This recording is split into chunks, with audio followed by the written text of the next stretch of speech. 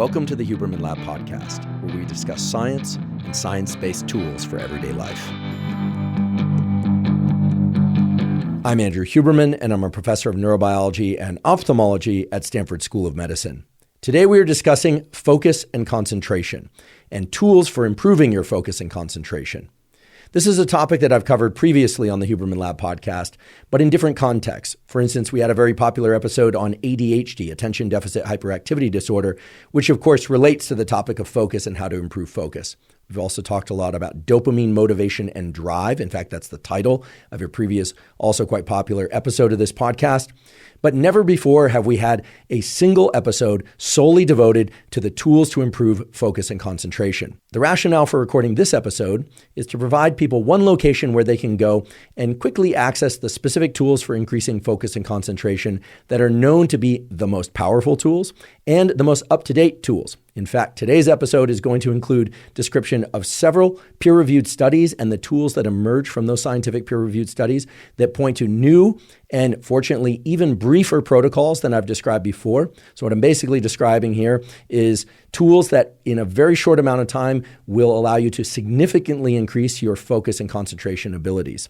Those tools will include behavioral tools, nutrition-based tools, supplement-based tools, brain-machine interface-based tools, and for those of you that are working with a physician, prescription drug tools. Today's episode ought to benefit anybody, young or old, or anything in between, whether or not you have ADHD or not. Today's episode is going to give you tools that you can apply in your daily life. Most all of them are completely zero cost, and those tools will allow you to tap into the neurochemistry and the neural circuits within your brain and body that peer-reviewed science has reliably shown can significantly improve your focus and concentration abilities. Just to give you a little teaser of the kinds of tools that I'm going to provide you on today's episode, a previous guest on the Huberman Lab podcast was Dr. Wendy Suzuki. Dr. Suzuki is a professor of psychology and neuroscience at New York University, or NYU as it's commonly referred to. She's also the Dean of Arts and Sciences at NYU. Her laboratory made a very important discovery, which was that a very brief, just 12, actually 13 if you really count the intro, but 13-minute daily meditation performed for a period of about 8 weeks significantly increased people's focus and concentration abilities. And the great news is you didn't need all 8 weeks. It was just that's how long that you ran the study. So during today's episode, I will describe that protocol in detail. I'll also provide you an even briefer alternative to that protocol that you can use if, for instance, you find yourself with only 3 minutes or 4 minutes or 5 minutes a day to meditate. The great news is there's quality peer-reviewed science to support that form of meditation for improving focus and concentration. And that falls under the bin of these zero-cost tools that you can really use to tap into the neurochemistry and neural circuits that really allow you to take control of your cognitive abilities and improve them over time. I'll also provide you important details about that protocol and other protocols. For instance, contrary to popular belief, it is not a good idea to do a focus-based meditation within the 4 hours before bedtime. Many people, including some of the subjects in that study performed by the Suzuki Lab, found that when they did a focusing meditation protocol, even if it was very calming, it led to difficulties in falling and staying asleep. So that runs counter to a lot of what we've heard about meditation being great for sleep. It turns out meditation might be great for sleep. It certainly is great for improving focus capacity. But I highly recommend that if you're going to apply a focus meditation tool in order to improve your focus and concentration, that you make sure that that's performed not within 4 hours prior to bedtime. So that's just a brief example of the sorts of tools and protocols and details about the tools and protocols that I'll provide on today's episode. I should mention that we have provided links in the show note captions so that you can quickly go to the studies that we describe, as well as some of the behavioral tools and other tools that we'll cover. Things like the use of binaural beats, supplements, etc. Our goal here, again, is to provide you the maximum number of tools for focus and concentration that you can pick from and choose from and apply in your life, and try and eliminate as much of the legwork required to seek out and apply those tools. I'm pleased to announce that the Huberman Lab podcast is now partnered with Momentous Supplements. We partnered with Momentous for several important reasons. First of all, they ship internationally because we know that many of you are located outside of the United States. That's valuable. Second of all, and perhaps most important, the quality of their supplements is second to none, both in terms of purity and precision of the amounts of the ingredients. Third, we've really emphasized supplements that are single ingredient supplements and that are supplied in dosages that allow you to build a supplementation protocol that's optimized for cost, that's optimized for effectiveness, and that you can add things and remove things from your protocol in a way that's really systematic and scientific. This is really hard to do if you're taking blends of different supplements or if the dosages are such that you can't titrate, or that is, adjust the dosages of a given supplement. So by using single ingredient supplements, you can really build out the supplement kit that's ideal for you and your specific needs. If you'd like to see the supplements that we partner with Momentous on, you can go to livemomentous.com/Huberman. There you'll see those supplements, and just keep in mind that we are constantly expanding the library of supplements available through Momentous on a regular basis. Again, that's livemomentous.com/Huberman. Before we begin, I'd like to emphasize that this podcast is separate from my teaching and research roles at Stanford. It is, however, part of my desire and effort to bring zero cost to consumer information about science and science-related tools to the general public. In keeping with that theme, I'd like to thank the sponsors of today's podcast. Our first sponsor is Thesis. Thesis makes custom nootropics. And to be quite honest, I don't like the word nootropics because the translation of nootropics is smart drugs. And as a neuroscientist, I can tell you there is no neural circuit in the brain for being smart. Rather, there are neural circuits that are responsible for focus, neural circuits for creativity, neural circuits for task switching, and so on and so on. Fortunately, Thesis understands this and has developed custom nootropics that are tailored to your specific goals and your specific needs. They use only the highest quality ingredients, things of the sort that we'll talk about in today's podcast, things like alpha-GPC, phosphatidylserine, ginkgo biloba, etc. However, I should mention that they are customized to you. So you can go to Thesis, take a brief quiz, and you can get a nootropic starter kit that will allow you to try various nootropics and determine which ones you like and work for you and which ones don't. I've been using Thesis nootropics customized for me for close to 6 months now and can confidently say that their nootropics have been a total game changer. My go-to formula is the Clarity formula. I like to use that before cognitive work, and I use the Energy formula before my workouts. To get your own personalized nootropic starter kit, go online to takethesis.com/Huberman, take that 3-minute quiz, and Thesis will send you 4 different formulas to try in your first month. Again, that's takethesis.com/Huberman and use the code Huberman at checkout to get 10% off your first box. Today's episode is also brought to us by Element. Element is an electrolyte drink that has all the things you need and none of what you don't. That means the electrolytes, salt, magnesium, and potassium are in there, but it does not have sugar. Electrolytes are key to cellular function, in particular neuronal or nerve cell function. In fact, for your nerve cells to be able to fire action potentials, those are the electrical signals that allow your brain and body to work and move and think, etc., you need sodium. A lot of people don't realize that. And while, of course, there are people out there that need to reduce their sodium intake, these would be people with prehypertension or hypertension, many people actually don't get enough sodium, especially people that are following low carbohydrate diets, drinking a lot of caffeine, or eating extremely clean. Oftentimes, those people feel better when they increase their sodium intake, and their health can actually improve when they increase their sodium intake. Element contains a science-backed electrolyte ratio of 1 gram of sodium, 200 milligrams of potassium, and 60 milligrams of magnesium. If you'd like to try Element, you can go to drinkelement, that's lmnt.com/Huberman, to claim a free Element sample pack with any purchase. Again, that's drinkelement, lmnt.com/Huberman. Today's episode is also brought to us by 8 Sleep. 8 Sleep makes smart mattress covers with heating, cooling, and sleep tracking capacity. The reality is that sleep is the foundation of mental health, physical health, and performance. Now, I've talked before in this podcast about the fact that there's a direct relationship between temperature and our ability to fall and stay asleep. In fact, our body temperature needs to drop by about 1 to 3 degrees in order to fall asleep, and then there are further decreases in our body temperature that allow us to get into the deepest stages of sleep and the so-called rapid eye movement sleep, all the aspects of sleep that really restore our brain and body. And then waking up actually involves a heating up of core body temperature. By sleeping on an 8 Sleep mattress cover, you're able to control the temperature of your sleeping environment precisely. I've been sleeping on an 8 Sleep mattress cover for many months now, and I can tell you it has completely changed my sleep. I thought I was sleeping pretty well before, and now frankly, I don't even want to travel because I don't want to be away from my 8 Sleep. I can't wait until hotels and Airbnbs include 8 Sleep. If you want to try 8 Sleep, you can go to 8sleep.com/Huberman and check out their new Pod 3 cover to save $250 off as a special Labor Day offer now through September 11th. 8 Sleep currently ships within the USA, Canada, and the United Kingdom. Again, that's 8sleep.com/Huberman to save $250 off an 8 Sleep cover now through September 11th. Okay, let's talk about focus and concentration and how you can improve your focus and concentration using science-based protocols. Now, because today's episode is mainly focused on tools and not so much the underlying mechanisms, I'm mainly going to focus on what to do and when and how to do it. but I just want to take about 3 minutes and briefly describe a model that is a visual image that you can put in your mind that will help you incorporate the tools that I'll provide, and that generally will help you understand at a mechanistic level how focus and concentration work. So what I want you to imagine is an arrow. And an arrow, of course, has an arrowhead, and it has the shaft of that arrow. And in the context of the neuroscience of focus and concentration, the neurochemical system that really represents the shaft of that arrow, right, the straight line, is epinephrine, also called adrenaline. And today I'll refer to adrenaline and epinephrine interchangeably. It turns out that epinephrine/adrenaline are released within your brain from a little location, a little cluster of neurons called locus coeruleus, but you do not need to remember that name, and from your body from the adrenal glands. And the release of epinephrine from those two locations overall increases energy. It increases alertness.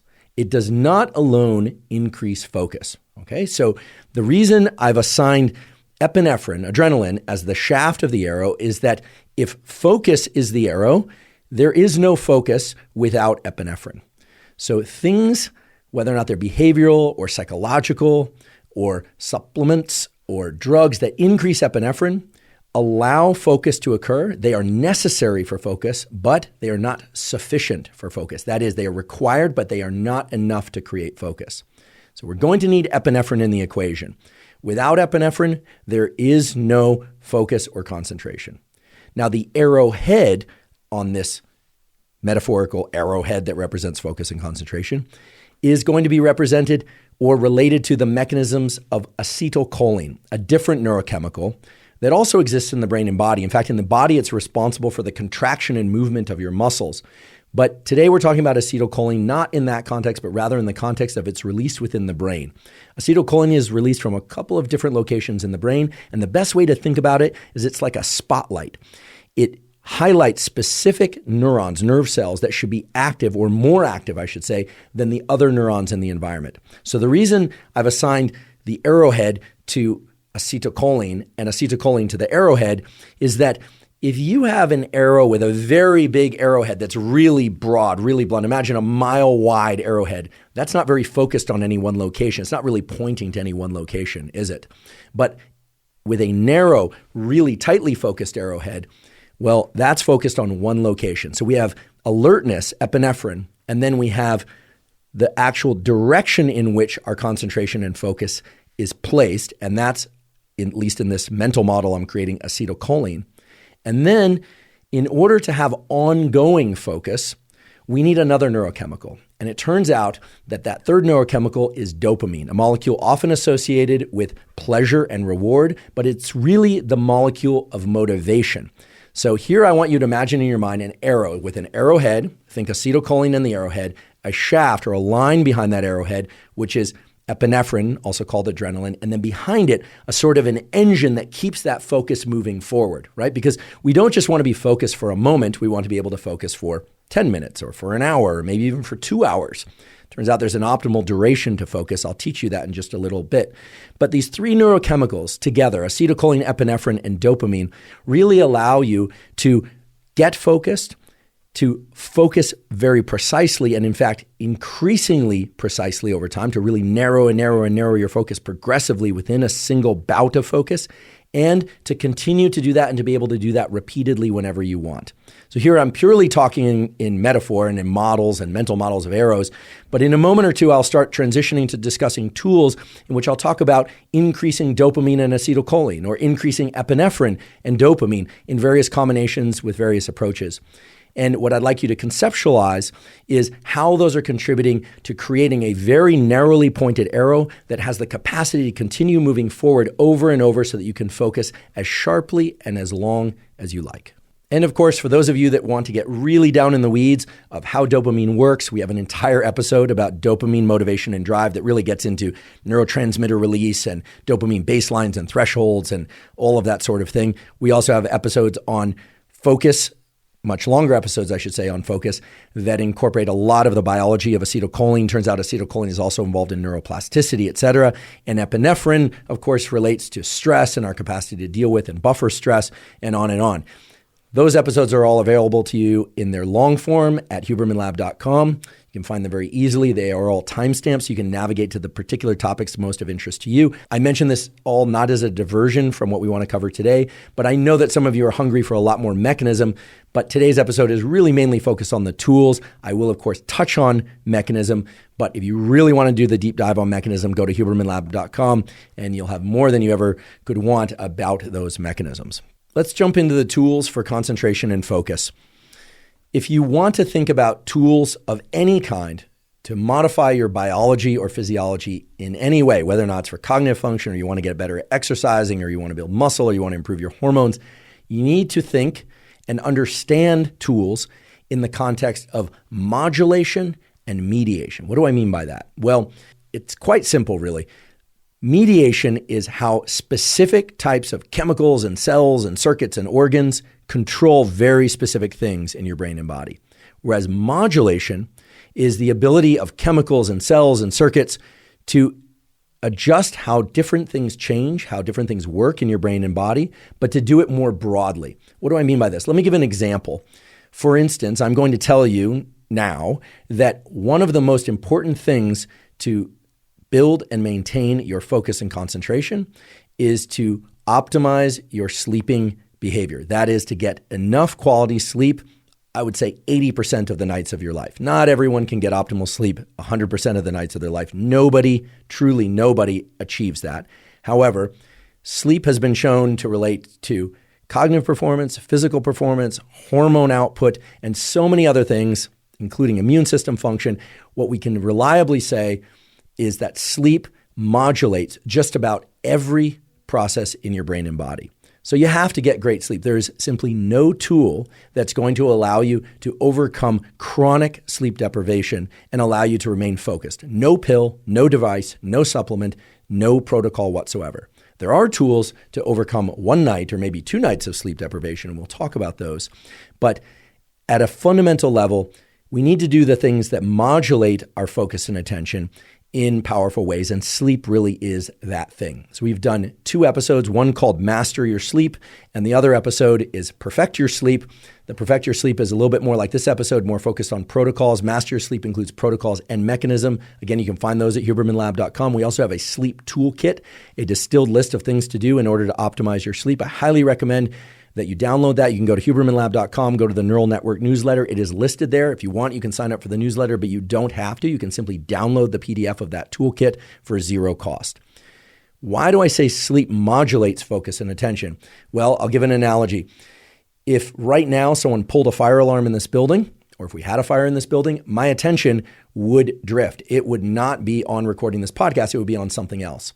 But would I say that the fire alarm mediates attention? I mean, fire alarms are not really involved in attention. No, rather, they modulate my attention. The noise in the room modulates my attention. That's quite a bit different than a tool that I'll provide later, and I'll just give you a little hint of now. In fact, I'll give it to you now, which is that 40 hertz binaural beats have been shown in a number of peer-reviewed studies to increase focus and concentration. And if you'd like to access 40 hertz binaural beats in order to improve your focus and concentration, you can do that. You can actually get it at 0 cost. You can go into the App Store, for instance, the Apple App Store. This is also available for Android phone. There's an app called Brainwave, and you can go there. You can dial in 40 hertz, and it'll play these binaural beats. It's been shown in multiple quality peer-reviewed studies that playing a pattern of sound waves to one ear, do-do-do-do-do, and the other ear, which is slightly offset in frequency, meaning not quite the same frequency, so more like do-do-do-do, that combination of frequencies played to the different ears actually get integrated within deep brain centers and can increase focus and concentration in part by increasing levels of the neurochemical dopamine and acetylcholine, which we talked about a little bit earlier in this Arrow model of focus. So we'll provide a link to that app. I don't have any relationship to that app, I should mention, but it's an excellent one. It's one that I've used for many years. There are also additional functions within the app, such as for sleep and for other things, but the 40 hertz 40HZ is the way it reads out. 40 hertz stimulation has been shown to improve focus and concentration. Here is my recommendation in the way that I use it. I would not use 40 hertz binaural beats every time I'm doing a bout of work. What I tend to do is use it for about 5 minutes prior to that work and then turn it off and then do the work. And I'll talk about other tools to use during that work, whether or not it's reading or math or even just emailing or something where I require a bunch of focus for a while. However, there are times in which I'm in an area or I'm in a state of mind where I'm feeling very distractible, and then I'll keep the 40 hertz binaural beats on the entire time I'm doing that bout of cognitive work. I'll also sometimes use the 40 hertz binaural beats prior to a workout, in particular weight workouts where I really want to be able to focus on and contract specific muscles. So it's a very useful tool, again, supported by quality peer-reviewed science, zero cost, available out there, not just in the Brainwave app, but in multiple apps. I think many of you will benefit from it. Some of you might not experience it immediately as a total dropping into a tunnel of focus in the same way that you might with, say, the sorts of neurochemicals that we'll talk about later, like alpha GPC and some of these other things that change neurochemicals directly. But nonetheless, 40 hertz binaural beats are a very powerful tool, again, zero cost, non-pharmacologic tool that tap into your own endogenous, meaning within you or exists within you physiology, in order to increase acetylcholine and some other neurochemicals, and they have been shown to work quite well. Okay, so assuming that you are sleeping well 80% of the nights of your life, or at least working on the various protocols and tools to sleep well and sufficiently long 80% of the nights of your life, and you are interested in additional tools that are sound-based in order to improve your ability to concentrate and focus, there are quality peer-reviewed studies supporting the idea that white noise or pink noise, and believe it or not, there is something called pink noise. It has to do with the specific frequencies of sound that are in the noise. Well, white noise and pink noise have been shown to not improve concentration per se, but to improve people's ability to transition into concentrated states. So I don't tend to use white noise and pink noise while I work, but I know a number of people that do. I know people that also use what's called brown noise. The folks I know from the engineering and computer science side get really into these details of white noise, pink noise, brown noise. You can find white noise, pink noise, or brown noise and listen to it through headphones or in the room. There is indeed some data to support the fact that white noise and to some extent pink noise and brown noise can support the release of particular neurochemicals, but more data showing that they can amplify the activity of neurons in the so-called prefrontal cortex, this front area, the sort of the bumper behind your forehead, that is directly related to your ability to direct your own focus and remain focused on certain things. So you have the option of either using binaural beats before but not during your work, that is 40 hertz binaural beats, or 40 hertz binaural beats throughout your attempt to focus. You also have the option of not using binaural beats, but using white noise, pink noise, or brown noise. Again, there are a lot of zero-cost apps. You can find also white noise, pink noise, and brown noise on YouTube. Again, these are tools that really have been shown over and over in humans to allow people to focus with more depth and to decrease the transition time into focus. This is a really key point. A lot of people are challenged with getting into a mode of focus. None of us, however, should be expected to just sit down and drop directly into a state of focus. I think that's completely an unfair request of ourselves. I mean, for instance, you wouldn't expect yourself to go out on the track or go out for a run and not warm up. You might jog for a few minutes or even walk before you would jog and then jog before you would run, right? I would hope you would do that. And if you're doing resistance training, I doubt that you go over and load up the bar or the machine with the maximum amount of weight that you can move and then just drop right into that. You always do a warm up. And I think it's very important to understand mental work, focus, and concentration as requiring that warm up. What is that warm up? Well, you know what that warm up is. That warm up is the ramping up or the increase of epinephrine, adrenaline, acetylcholine, and dopamine. Right? The way that neurochemicals work is we don't just get to flip switches in our brain because we decide to. That's a fantasy. That's sort of the Limitless movie or movies and ideas that suddenly you're going to flip a switch on your arm and all of a sudden you're going to be in a laser focus. That is just not the way that your nervous system works. There's a gradual dropping into any state, whether or not that state is sleep, right? You go from shallow sleep to deep sleep and then out eventually.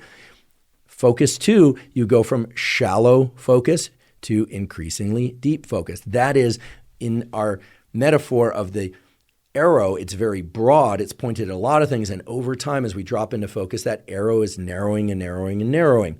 In fact, probably better to think about it narrowing and then sometimes oscillating and getting wider again. You know, we might hear something down the hallway, or more typically our phone will buzz, or we'll think, oh, I wonder what so-and-so is doing, or I hadn't to contact them about something. Your focus is dynamic. It is not what we call a step function. It's not like you go from unfocused to focused and then you drop into your maximal focus.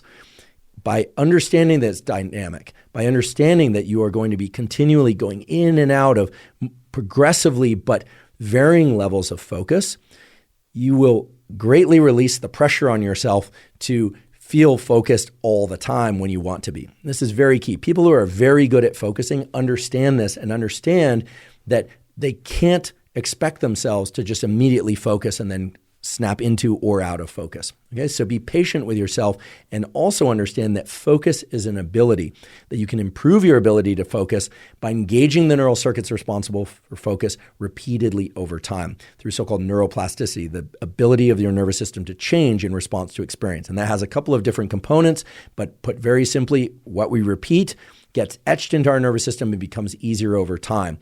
And the more emotionally important or vital something feels to us, the more likely it is to trigger neuroplasticity. We're going to talk a little bit more about how to increase neural circuits for focus later, but right now, what you have in hand is the key importance of sleep. And I, again, will direct you to hubermanlab.com and the Neural Network newsletter to really work on optimizing your sleep. We've also got 2 auditory sound-based tools for improving focus. There's 40 hertz binaural beats used before or during bouts of focus and concentration. And if you don't like those, or even if you do, you might alternate them with or occasionally use white noise, pink noise, or brown noise, also readily available at zero cost. A question I often get is, how long should I try to focus?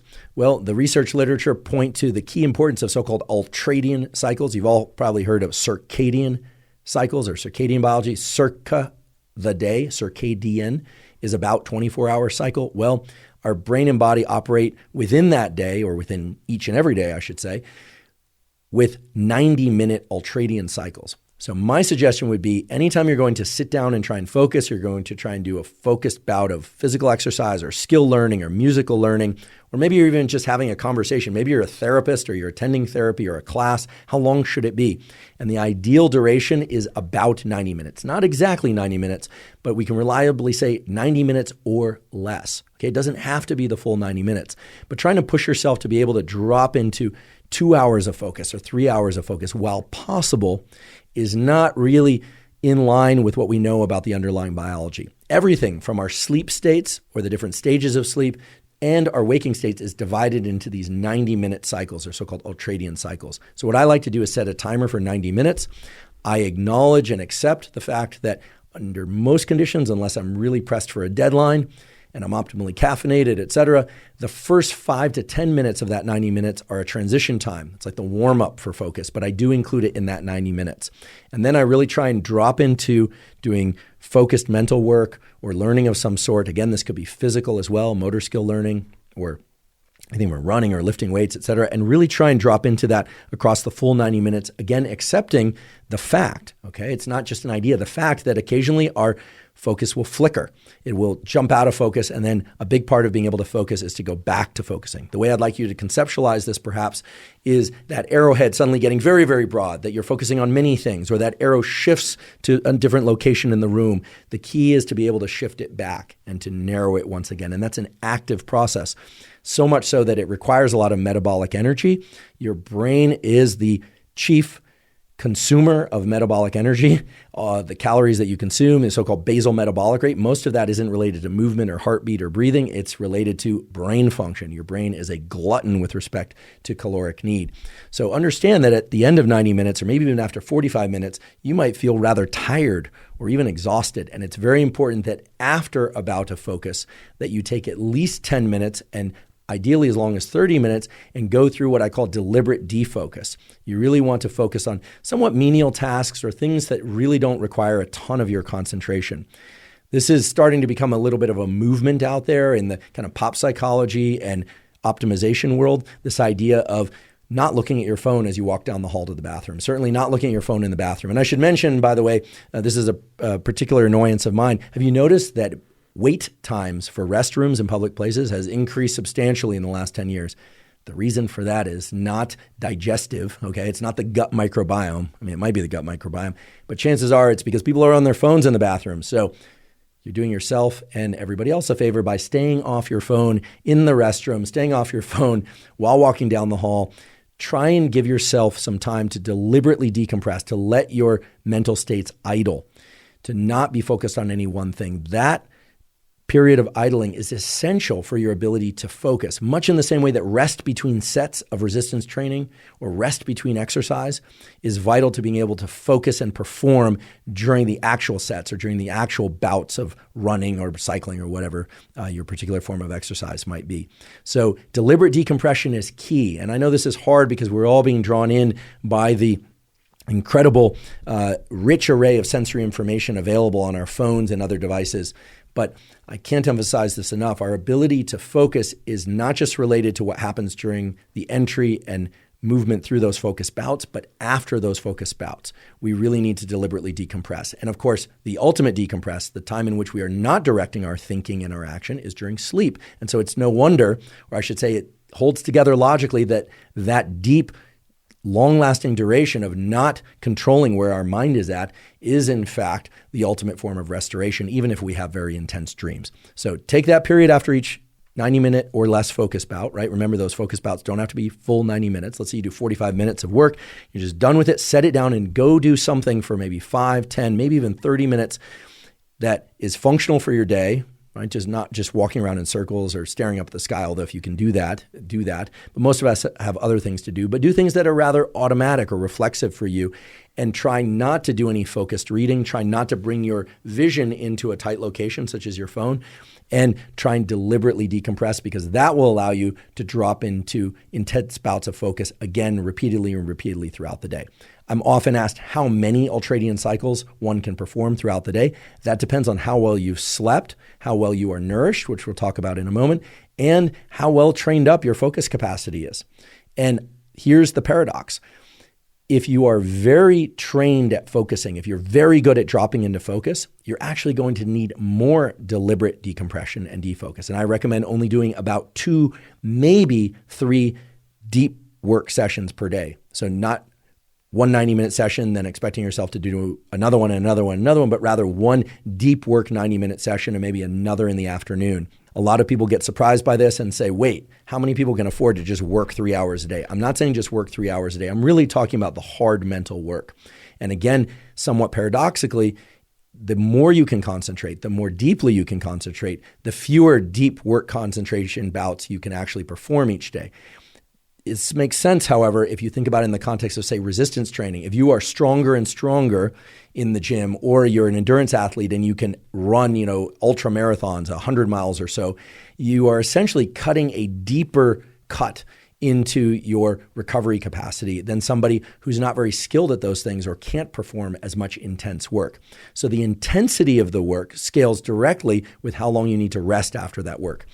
I, at this stage of my life, am pretty good at dropping into and maintaining focused bouts of concentration, provided the landscape of my life is right. I don't have some burning, stressful thing that's essential or an emergency that I'm tending to, and that I put my phone away or turn it off. I can do 3 90-minute focus bouts per day, but that's about it. And then in between those focus bouts, I'm doing other things that require less focus. Some of you may be able to perform 4. What I highly recommend is that you try doing at least one 90-minute or less bout of focused, concentrated work per day. And yes, that means the weekends too. And on the weekends, I like to read a book with my phone nowhere in sight, not on a device. That's what I do. Or I'll listen to an audiobook sometimes while taking a walk, but really concentrating on what I'm trying to learn, what I'm hearing, and what I'm seeing.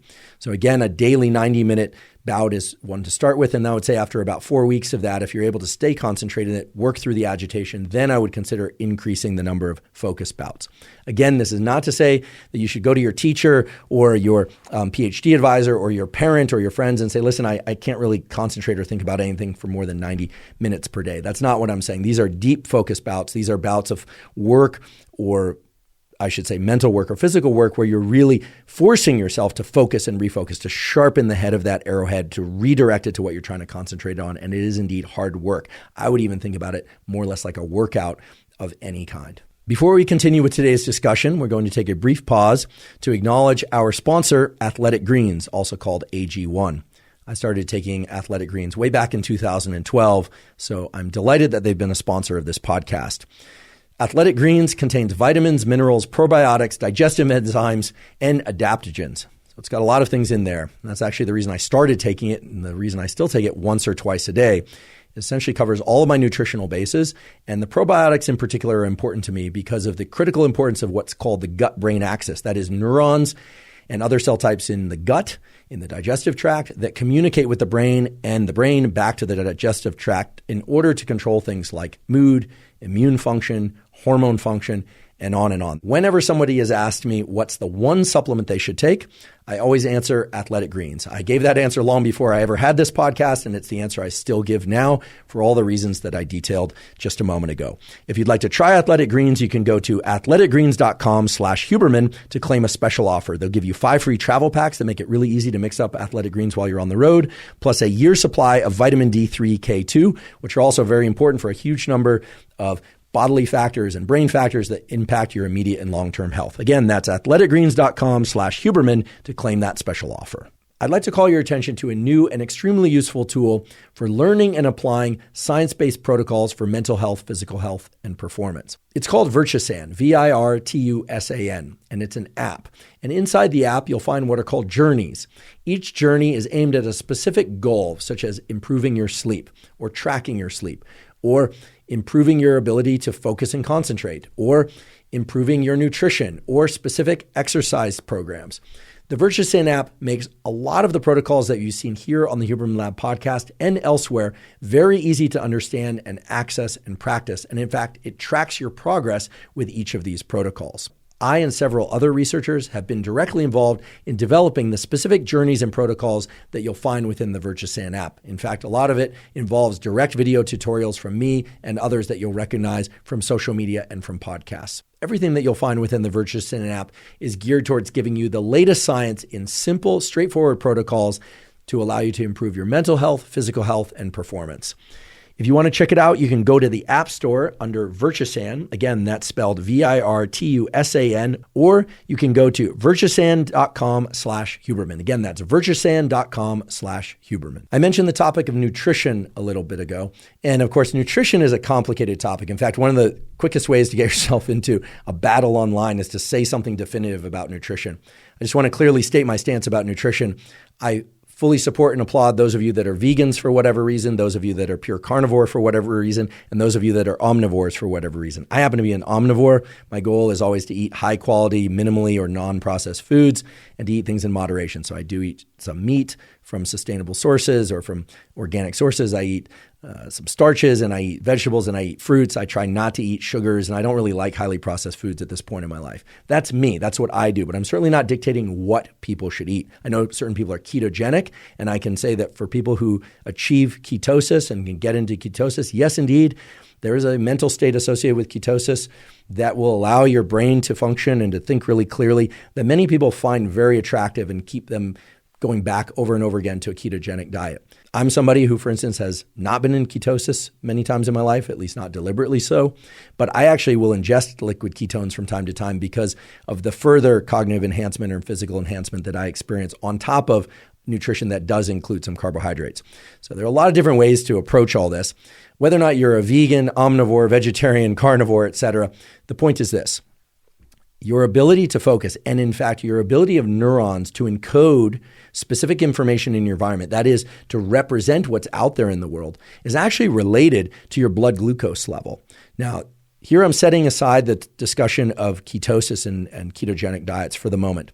But there's a beautiful study that was published in Neuron not long ago that showed that the tuning, that is, the precision with which neurons in the brain represent things in our environment, is actually much greater when there is sufficient glucose in the brain. Translated into English, this means that when we are fasted or when our blood glucose is very low, we aren't able to perceive and think about things as clearly. Now, there's a twist to this, however. Many people who practice intermittent fasting, and I should say I practice a sort of pseudo-intermittent fasting. I generally eat my meals between the hours of 11 a.m. and 8 p.m., although sometimes there's some wiggle around that. Occasionally I have an early breakfast. I'm not super rigid about it. But I know there are a number of people who are doing longer fasts, or they're eating in a 6-hour window. We did an entire episode about fasting. You can, again, find that at HubermanLab.com. We'll likely have Sachin Panda, who's an expert in intermittent fasting, on the podcast. Intermittent fasting has a lot of different potential benefits. For some people, it's a convenient way to restrict their calories. For other people, it's a convenient way to avoid eating. That is, it's easier to not eat than to eat a small portion, so they opt for intermittent fasting. and so on and so forth. But one of the things that you hear very often is that some people like being fasted because they like the clarity of mind that it provides. Here's the situation. Neurons, unless you're in a ketogenic diet, really thrive on glucose. They love glucose. And as I mentioned before, your ability to think and perceive things is actually enhanced by having sufficient glucose in your bloodstream.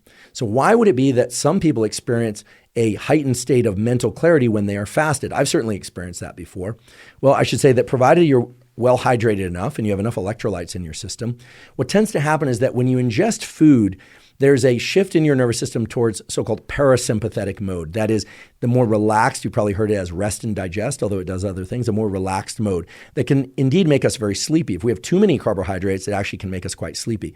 However, if we have any food, if we have enough of it, that is, if our gut is full, it diverts blood to our gut and we become sleepy and we can't focus as well. So a lot of people really like fasting in the state of being fasted for focus and concentration because they don't have as much of that parasympathetic activation. They're just not as sleepy. And in fact, under those conditions, half as much caffeine will give you just as much lift as twice as much caffeine will give you on a full belly of pasta. And that's just the way that caffeine interacts with blood glucose. So what I'd like you to imagine is if you had a measure of focus from 0 to 10, these are arbitrary units, 10 being maximally focused and 0 being not focused at all. Imagine a U-shaped function, right? Where if you're very fasted, you're going to have a high degree of focus and concentration. But then if you ingest some food and your belly is full, your focus and concentration is reduced. But having enough blood glucose and maybe even elevated blood glucose will increase cognitive function. So there are two ends of the spectrum. On one end of the spectrum, blood glucose is relatively low and you're fasted and you can think and behave in a very concentrated way. And on the other end of the spectrum, you have a lot of blood glucose, or I should say sufficient blood glucose. You never want your blood glucose to be too high. And that allows your neurons to encode and perceive and basically allow you to think really clearly. So you sort of have to pick your condition. What do you want for your bouts of focus and concentration? I actually do both. So what I do is, as I mentioned before, I eat my meal sometime around 11 a.m., my first meal typically, unless I'm very hungry when I wake up. And so I will do my workout and one bout of focused work. I always think of this as my hard work early in the day. And I do that fasted. I'll be consuming water with electrolytes, maybe Element or other electrolytes, maybe some caffeine as well in the form of yerba mate or coffee. That's my first focus bout of 90 minutes or less. That is essentially done fasted. And then I'll eat. And then I do notice after I eat, I actually have a diminished capacity to focus. But then again in the afternoon, I will do another 90-minute bout of focus. And I'll talk about some of the tools I use to make sure that that bout of focus is optimal for getting the most amount of focused work done, whether or not it's mental work or physical work, although I tend to do my physical work early in the day and my mental work both early and late in the day. So to make this very simple, or as simple as I can for you, being fasted is great for focus and concentration, provided you're not thinking about food the entire time. And being fed is terrific for focus and concentration. It actually can improve neuronal function, provided that you didn't eat too much food. So one way to manage this is if you're going to have a lunch, to make sure that you don't stuff yourself at lunch, that you're not overeating, and to not get quite so full that you push your nervous system into this parasympathetic mode and make it hard to focus in the afternoon. I know a lot of people experience a dip or even a crash in energy in the afternoon that make it really hard to focus. For that reason, I'll just remind people of a tool I've talked about many times before, which is based on the biology of adenosine and caffeine, et cetera, which is to delay your first caffeine intake to 90 to 120 minutes after waking up. I know that can be painful for certain people. I violate that rule when I'm working out very early in the morning. I'll drink my caffeine before my workout, which often occurs within 30 to 60 minutes of waking. But in general, unless I'm working out very early, I will ingest my caffeine 90 to 120 minutes after I wake up. So again, I want to emphasize that if you hear somebody out there say being fasted is optimal for focus and concentration, well, that is true in one context and perhaps ideal for a certain part of the day. And other people will say, no, neurons run on glucose. You need glucose in your bloodstream in order to get those neurons to be tuned. That is, to respond with electrical activity in the optimal way when you're reading something or when you're trying to perform exercise. Well, that's also true. And of course, you can incorporate both. In fact, as I just described, incorporate both fasted states and fed states in order to optimize my concentration and focus. And as a brief note about ketosis, for those of you that actually manage to transition into ketosis and are maintaining a ketogenic state, That, as I mentioned earlier, can enhance brain function, concentration, and focus because of the way in which ketones can be used as a so-called optimal fuel for neurons. The ketogenic diet was originally designed, if you will, for epilepsy. It has a whole relationship to epilepsy and controlling epileptic seizures. And it can, in fact, allow people to achieve focused, concentrated brain states. So in the future, I'll do an episode about ketosis and be sure to circle back on how to optimize ketosis for focus and concentration. Although I have to believe that most of the people listening to this are probably not in ketosis or following a ketogenic diet. So that's why I mainly focused on fasted states and fed states. And just to make sure that I'm thorough, a fasted state to me would be a state in which you haven't ingested any calories, but may have ingested caffeine or maybe even a small amount of artificial sweetener or something like that, but really haven't ingested any significant number of calories in the previous 4 to 8 or maybe even 12 hours. And again, there's tremendous variation here depending on how long people have fasted, whether or not we're talking about the state right after people wake up, etc. Again, if you're interested in intermittent fasting, both for sake of mental and physical health and performance, check out our episode on fasting at hubermanlab.com. I also want to touch back on this idea of which foods can increase focus. In the episode on ADHD that I did, I touched on this quite a bit as it relates to elimination diets. There's a whole industry and a ton of interest for obvious reasons into what sorts of things kids and adults should and shouldn't eat in order to reduce symptoms of ADHD. I think that the sum total of those data point to the fact that reducing simple sugar intake and certainly highly processed foods, so ice cream, candy, chips, etc., those sorts of things really does seem to improve symptoms of ADHD in both children and adults. But once you move past that and you start to say, well, which foods can improve concentration and focus? Well, foods that, for instance, include a lot of tyrosine, which is a precursor to dopamine, and now you know why dopamine is important in this context, are certainly going to increase concentration and focus. So things like Parmesan cheese, certain meats, certain nuts. You can look up which foods contain high amounts of tyrosine. There are also some fruits and vegetables that include higher amounts of tyrosine. But to be quite direct, it doesn't matter whether or not you're ingesting foods that are rich in the precursor amino acids to dopamine, acetylcholine, et cetera, if you're consuming large amounts of those foods. That is, one can look and see, for instance, that a steak includes a lot of the precursors to acetylcholine. It has amino acid precursors to dopamine as well, and there are other foods that will do that as well.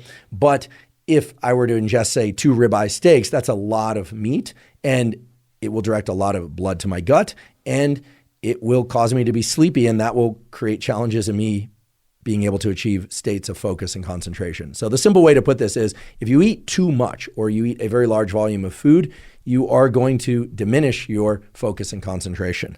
Okay? The key is to eat enough that you're nourished for the certain activities, mental and physical, that you need to perform. But if you're eating large meals, you are going to diminish your concentration and focus, period. I know many people are curious as to whether or not caffeine can improve focus and concentration.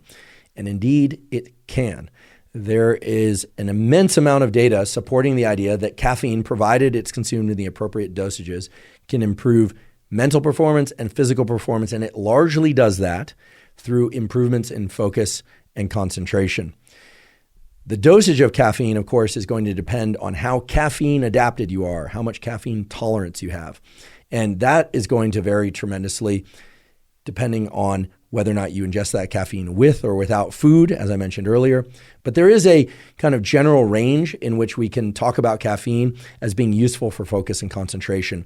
And the range is basically from 100 milligrams to 400 milligrams. I want to caution everybody out there, if you're somebody who suffers from anxiety or panic attacks and you're not used to ingesting caffeine and you run out and ingest 400 milligrams of caffeine in the form of espresso or yerba mate or an energy drink or in pill form, that is going to be very uncomfortable for you. You're going to be sweating profusely. Your heart rate is going to increase. You're going to be quite panicked, in fact, or at least anxious.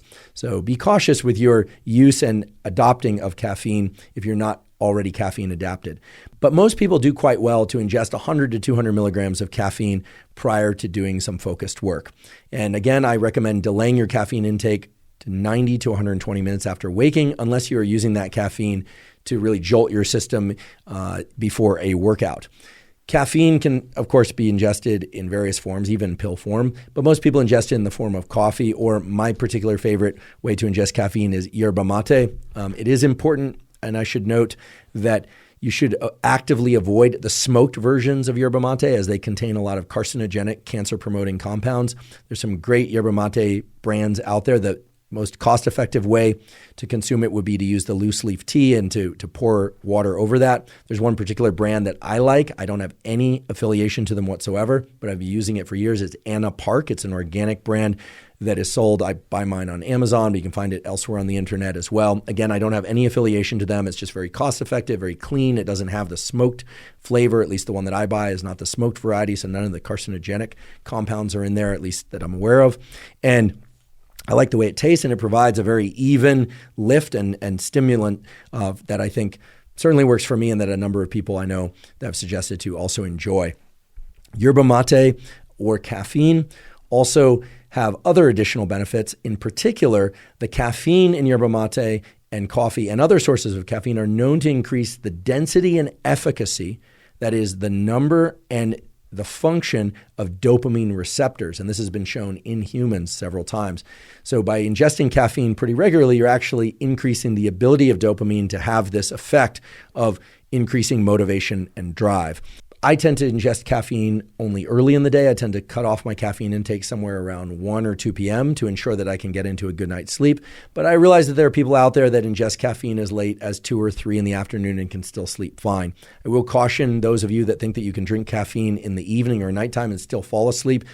All of the research points to the fact that the architecture of your sleep and the depth of your sleep is disrupted, even if you're able to fall and stay asleep. The sleep you're getting is simply not as good as the sleep you would get if you were to shut off your caffeine intake at least 8 hours before bedtime, and ideally more like 10 or even 12 hours before bedtime. But of course, there are practical constraints as well.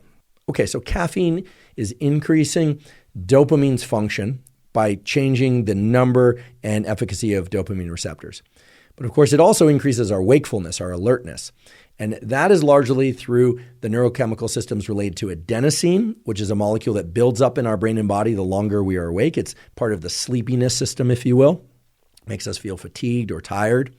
And caffeine also operates on the epinephrine, the adrenaline system. In fact, if we ingest too much caffeine, we'll sometimes get the jitters. Those jitters are really the sympathetic, as it's called, nervous system's bias toward movement. And our pupils will dilate. They actually get broader. Now, somewhat paradoxically, when our pupils get bigger, the pupils of our eyes, that is, our visual world actually narrows. It becomes more tunnel-like. A lot of people don't realize this. When our pupils are really small, that means we are relaxed. So if you ever see someone with really tiny or pin-sized pupils, they're very relaxed. If their pupils are very big, they're very dilated, well, then they are very amped up. They are very, very alert. Caffeine increases alertness by increasing epinephrine, adrenaline release, both in the brain and within the body. And so that's another way that it facilitates focus and concentration. Now, there are other ways to increase epinephrine in the brain and body besides caffeine or other stimulants. And in fact, that has been studied. There's an excellent study that was carried out not that long ago on how stress itself can increase our ability to focus and concentrate. That's right, how stress itself can increase focus and concentration. Most people think of stress as impairing our ability to focus, but that's actually not true. When we are stressed, it involves the deployment, the release of adrenaline, epinephrine, and that adrenaline both changes our visual field. In other words, it narrows our vision to a more tunnel-like focus. That is, it makes the arrow in our metaphor of the arrow more sharp, and it improves our concentration. And this makes sense given what we know about stress. When we're stressed, we tend to be stressed about a specific thing. We start anticipating or wondering or thinking about what's going to happen next. What led up to this? How is this going to impact me? How do I feel right now? It really narrows the context of our thinking and our behavior. So one of my favorite studies that really illustrates how stress can improve concentration and performance is one that was published not that long ago, and I will provide a link to this in the show notes. It's a paper published in the journal Experimental Psychology in 2020. The title of the paper is, not surprisingly, Acute Stress Improves Concentration Performance. First author, DeGroote, D-E-G-R-O-O-T-E. And this study involved taking a number of subjects and stressing them out or not prior to a cognitive or concentration task. And there are a lot of data in this paper, but I'm just going to home in on one specific set of data. And I should mention as I go there that they measured things like cortisol, a stress hormone. They measured anxiety. It was a quite thorough study. And what they found was that concentration performance improved manyfold, there was a greater than doubling of concentration and performance in the stress group. And stress in this context was provided using a standard way of inducing stress. What they basically do is they bring subjects into the laboratory and they have to either do something fairly mundane in the control group, or they have to do a simulated job interview, an arithmetic task, and they're being evaluated as they're doing this. So this isn't, intense psychosocial stress. They're not watching anything disturbing. They're not being traumatized in any kind of way. This is fairly low levels of stress that raise their levels of epinephrine, and we know this from this study, and their levels of cortisol, another stress hormone, modestly within their brain and blood. But that even modest increase in these stress hormones and their reported psychological levels of stress really enhance their focus and concentration. This may come as surprising because like many people think, gosh, stress really diminishes cognitive performance, but that's absolutely wrong. Stress improves cognitive performance. Now, of course, there are other ways to increase stress levels and to do that in healthy ways to improve concentration and performance. And one of the best ways to do that, because it's so surefire and it's generally safe, provided you do it safely, is deliberate cold exposure. This is something I've talked about on the podcast before, but deliberate cold exposure can be achieved by getting into a cold shower for 1 to 5 minutes. If you're not used to it, you probably want to start with 1 minute, or you can get into an ice bath. And nowadays there are a number of different commercial sources of circulating cold water, or if you have access to a body of cold water like a lake or a pool or an ocean, we know that getting into cold water or under cold water greatly increases epinephrine levels and dopamine levels in the brain and blood. There's a beautiful study that was published in the European Journal of Physiology that showed that the increases in dopamine are massive, a near doubling or more of dopamine levels that are very long lasting for hours. And epinephrine and indeed cortisol levels are also increased, and in ways that support not just immune system function because they do that, and mood because it does that, but that can really improve concentration and focus. I touched on this a little bit in an episode about memory, that there's an age-old practice, really dating back to medieval times, of putting people into cold water right after they learn something in order to increase their epinephrine as a way to consolidate those memories. For sake of today's discussion, if you're interested in ways to improve focus and concentration, you need to increase your epinephrine, your adrenaline levels. Cold water exposure is one of the most efficient ways to do that. This is not a biohack. I don't like the word hack. I know it's commonly used, but a hack is something where you're using one thing for a different purpose than it was originally intended for. And here, I'm not referring to the shower or the cold bath. I'm referring to epinephrine. Epinephrine is a neurochemical that will place your vision into more of a tunnel mode, which will allow you to focus on cognitive work or physical work in a more specific way. You're not going to be as distractible. And it's very easy to achieve by getting into a cold shower or a cold body of water for a brief period of time. People always ask how long to get under or into cold water and how cold to make it. Here's the thing. It should be uncomfortably cold, but safe to stay in for 1 to 5 minutes. Okay, so uncomfortably cold that you really want to get out, but safe to stay in. Not so cold that it's going to give you a heart attack, and not so warm that it's comfortable that it doesn't create that adrenaline release. Cold water exposure, I should say deliberate cold water or non-deliberate cold water exposure, reliably increases epinephrine levels. It is incredibly useful as a tool for this, and it is in fact zero cost or even negative zero cost. How could it be negative zero cost? Well, you can certainly save on your heating bill by taking a cold shower. So that's one way. And for those of you that have access to devices or locations where you can get into cold water, you can submerge, well, then that can work. For those of you that don't, maybe you take a cold bath, you get in up to your neck. That's going to be most efficient. For those of you that can't do that, you'll get under a cold shower. Again, it should be uncomfortably cold to the point where you want to get out, but that you can safely stay in for 1 to 5 minutes. How long should you do it before a work bout? Well, if you get into really cold water, it's uncomfortably cold, and get out after about 3 minutes, you're probably good to go. Dry off and get to work. Some of you might think this is a little bit silly as a tool for focus and concentration, but if you look at the data on epinephrine and how powerfully it can increase focus, I think you'd be very impressed. I mean, it certainly can increase one's ability to attend to specific visual stimuli. So for reading or math work, et cetera, it's going to be very useful. Now, of course, you don't want to make it so cold that you're shivering and chattering the whole time. And of course, you could, if you like, combine this with 40 hertz binaural beats. There's no reason why you couldn't combine the two protocols. But the point here is that a lot of people would love to, and I think ought to, leverage the health-promoting and powerful effects of increasing epinephrine on focus and concentration.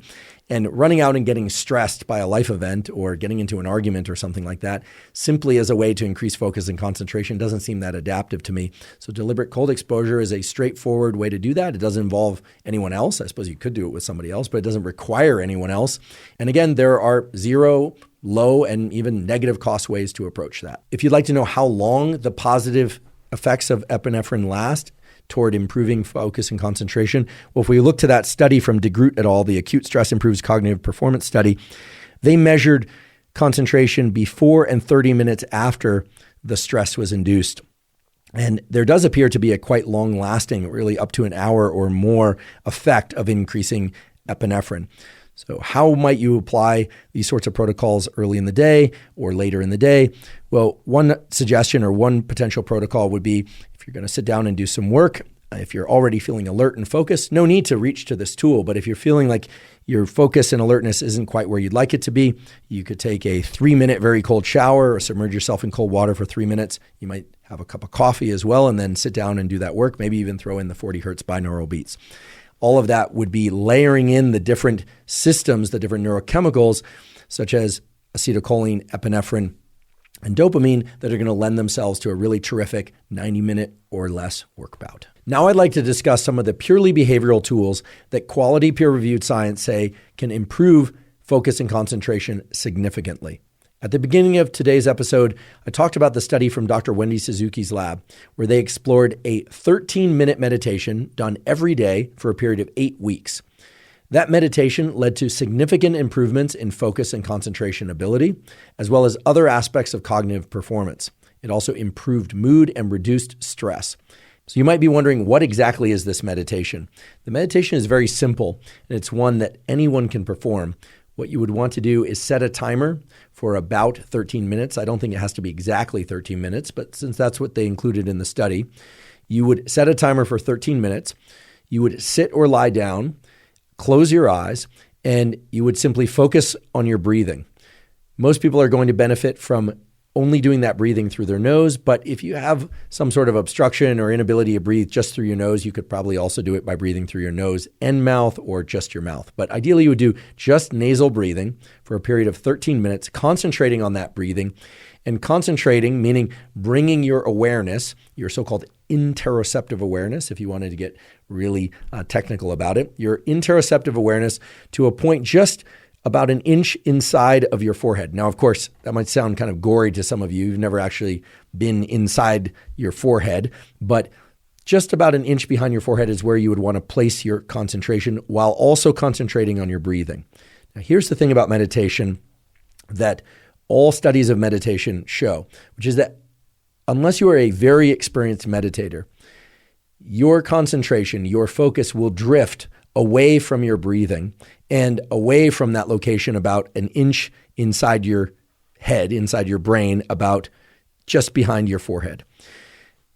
That will happen maybe every 10 seconds, every 20 seconds, maybe even every 5 seconds. But an important part of such a meditation practice to improve concentration and focus is that you are continually refocusing back to that specific location and refocusing back on your breath.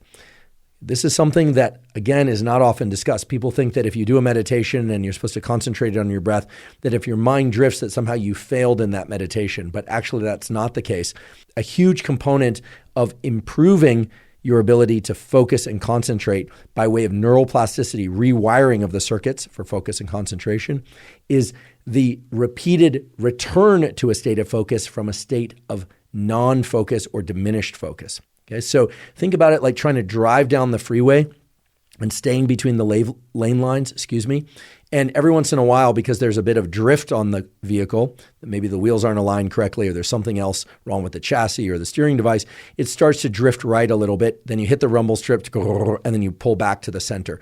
That's really what a focused meditation practice is about, as opposed to expecting yourself to stay between the mental lane lines, so to speak. So if you're somebody who's going to do a practice of the sort that I described, 13-minute meditation practice every day, you'd want to sit or lie down, close your eyes, start to concentrate on your breath, focus your attention on a location about an inch behind your forehead, and then fully expect that at some point you'll be thinking about something else. And that's a cue to focus back to that location just about an inch behind your forehead and back to your breath. By doing that repeatedly over and over, what you're really training up is the network within your brain that indeed includes that prefrontal cortex that you're focusing on, as well as some other structures, the infratemporal cortex, indeed the hippocampus, a structure associated with memory, and other components of the neural circuit that are involved in directing our mental focus and concentration. Again, I can't emphasize the importance of this practice being one of focusing and refocusing. In fact, I would prefer to call such a practice a refocus meditation, or a constantly refocusing, or maybe you all can come up with a better name for it. I'm certainly not that good at naming things. But this sort of meditation practice has been shown in the study by the Suzuki Lab and other studies to really improve people's ability to focus and remain focused. So much so that in the beautiful book, Altered States, they describe a number of different meditation practices, some a little bit longer than the one that I described, one that's 17 minutes, another one that's 30 minutes. Some people meditate as long as 60 minutes a day, although that's quite a long time in my opinion. The point here isn't how long you focus or somehow trying to achieve total focus for the entire 13-minute or 17-minute or 60-minute bout of meditation.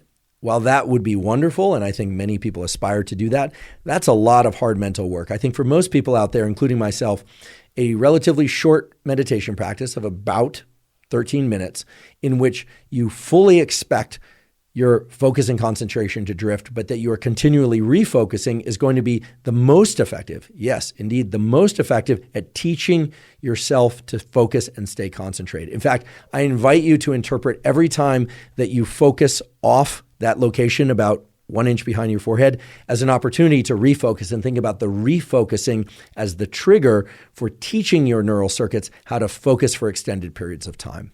And as a bonus to that sort of meditation practice, the study from Wendy Suzuki's lab also showed that people experience improvements in sleep and improvements in memory. So not just improvements in mood and reduction in stress and improvements in focus and concentration, but all these other positive benefits from just doing that 13-minute-a-day meditation practice. It's one that I've started to adopt and have felt tremendous benefit from, and that I encourage many of you to try as well. The one cautionary note is the one that I mentioned at the beginning of the episode, which is because the refocus, as I'll call it, meditation does involve a significant amount of effort and engagement of these prefrontal cortical circuits. It is disruptive to sleep if performed too closely to sleep. So if you are going to do that practice, I recommend that you not do it within the 4 hours prior to your bedtime. Earlier, I mentioned that I would talk about ways to improve focus if you are sleep deprived. This is something that I'm all too familiar with. I put a lot of effort into optimizing my sleep. That's something that with each passing year, I put more and more effort into, again, because sleep is so vital for mental health, physical health, and performance of all kinds. But certainly in my role as a student, in my role as a professor, and in my role in life, I've had numerous times in which I simply did not get enough sleep, or my sleep was terrible for whatever reason. And yet I still had work demands and social demands, etc. One practice that is very effective at allowing you to focus better than you would otherwise under conditions of sleep deprivation is so-called non-sleep deep rest, or NSDR. This is also referred to sometimes as Yoga Nidra. Yoga Nidra actually means yoga sleep.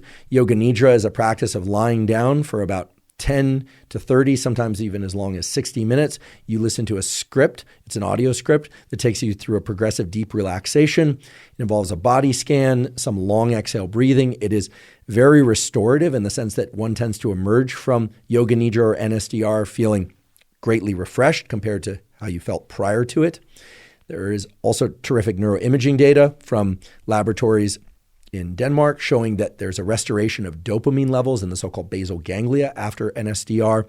aka Yoga Nidra. Whether or not you call it Yoga Nidra or NSDR, which is what I refer to it as, non-sleep deep rest, you can find these scripts at zero cost.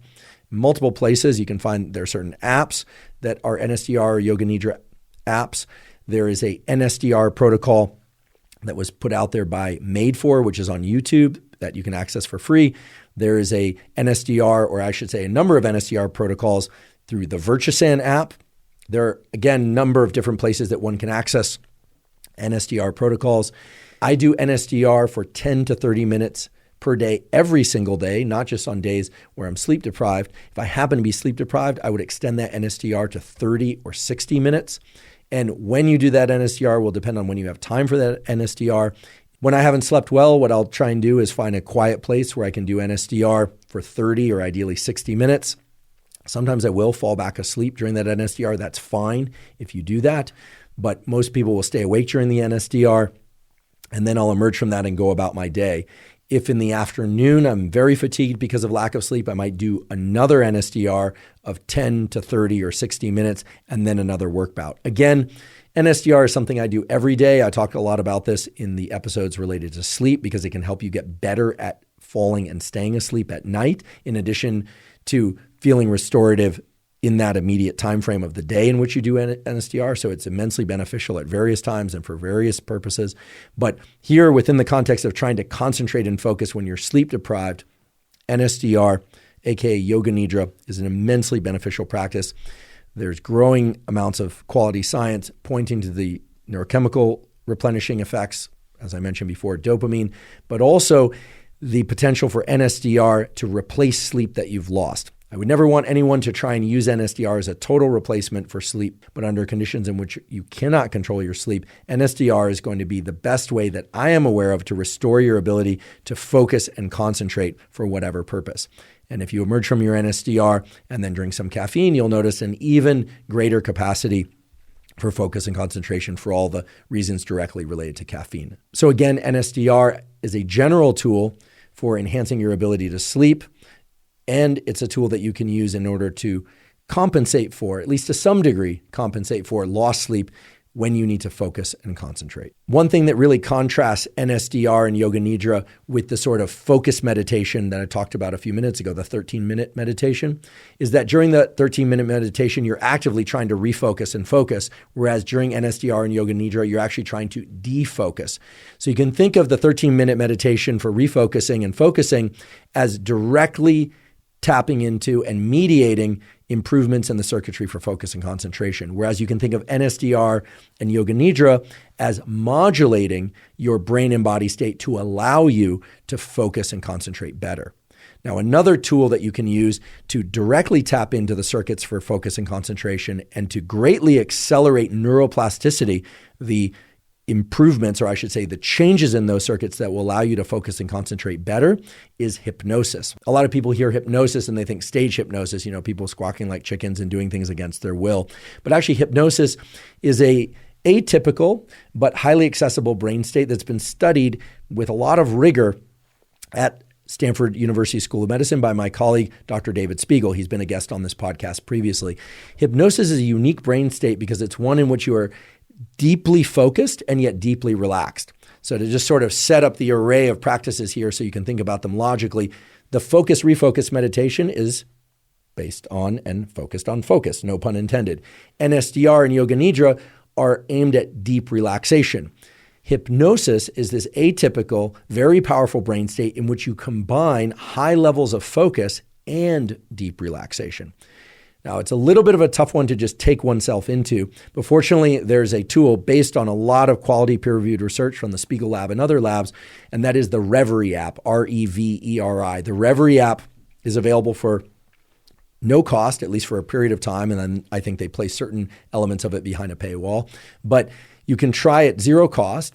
It's available for Apple, soon I think also to be available for Android, and they have specific hypnosis protocols that you listen to, and these are very brief protocols, follow the instructions. You're listening to a particular audio script of David Spiegel himself, and some progressive breathing and actually some eye movements that are directly linked to the neural circuits that allow for these highly focused, deeply relaxed states.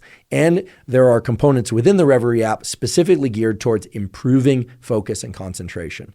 So again, there's meditation for focus, there's deliberate decompression, NSDR, Yoga Nidra, which take you into deep relaxation, and then hypnosis is this very special, very directed state of highly focused and highly relaxed, or I should say deeply relaxed, that allow access to the neural circuits for focus and concentration and allow you to tune those up and to improve those very significantly in a very brief amount of time. And again, some of those hypnosis scripts are as short as 8 minutes, some are as long as 13 minutes.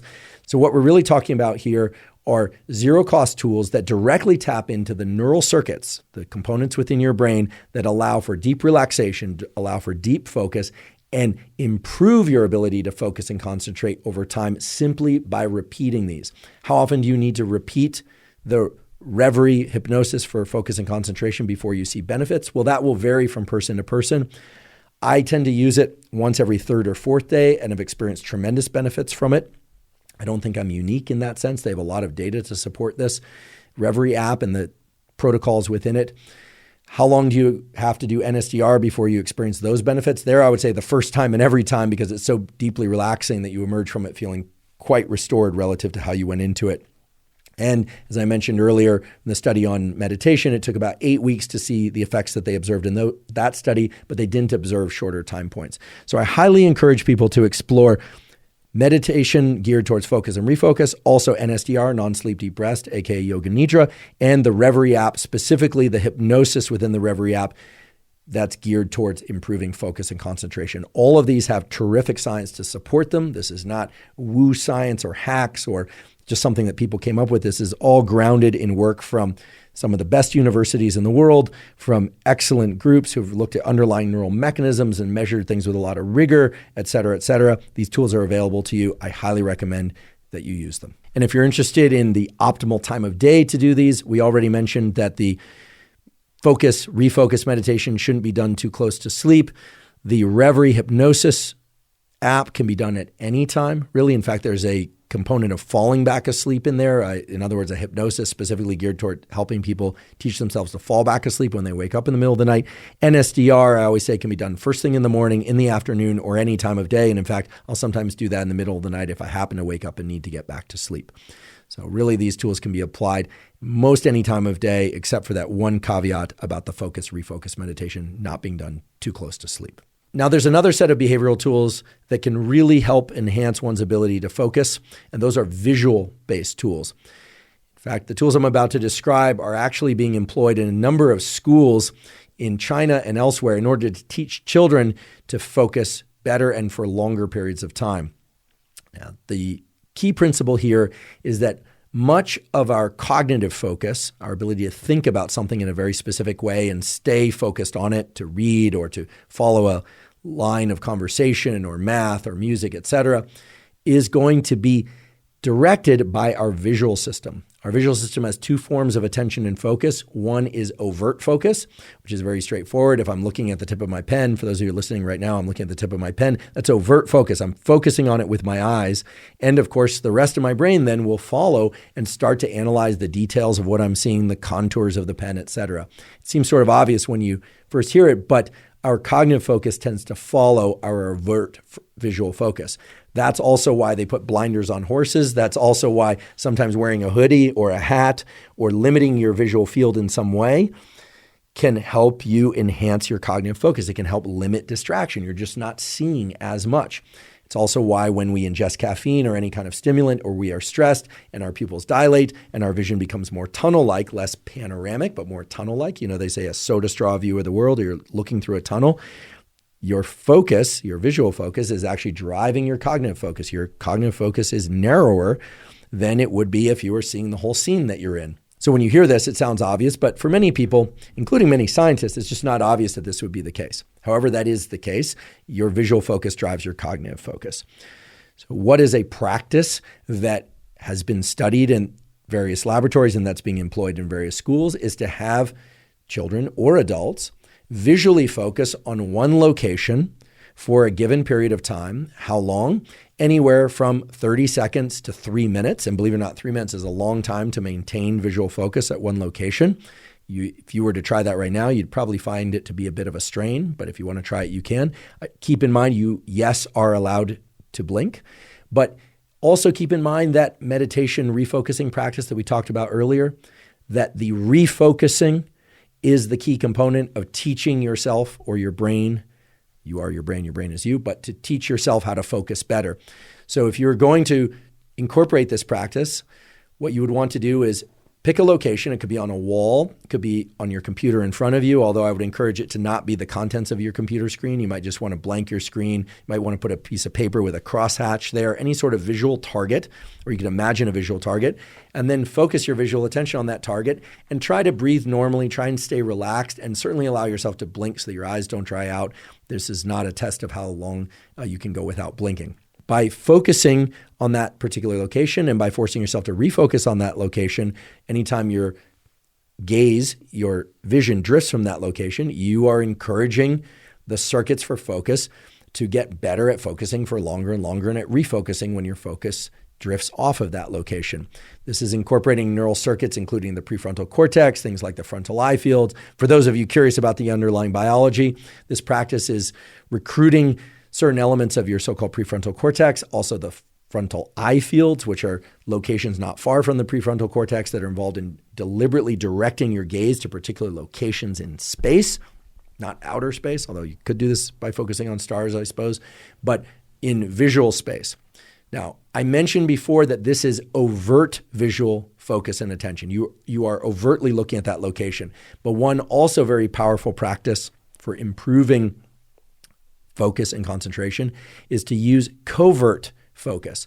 Covert focus is where my gaze, my eyes are focused on one location, such as my pen, but my focus is actually directed elsewhere in the room or location that I'm in. My mind and to some extent, my peripheral vision is focused, in this case, on the door just to my left in the room that I'm in. That takes a little bit more effort. This is something that all old world primates, of which we are old world primates, are able to do. And it probably evolved as part of the mechanism by which animals could evaluate their scene, evaluate predators, evaluate other primates while not necessarily staring at them directly, so they can obtain information. We can obtain information without having to direct our gaze specifically to one location. Maybe we can obtain information from multiple locations. Indeed, we can.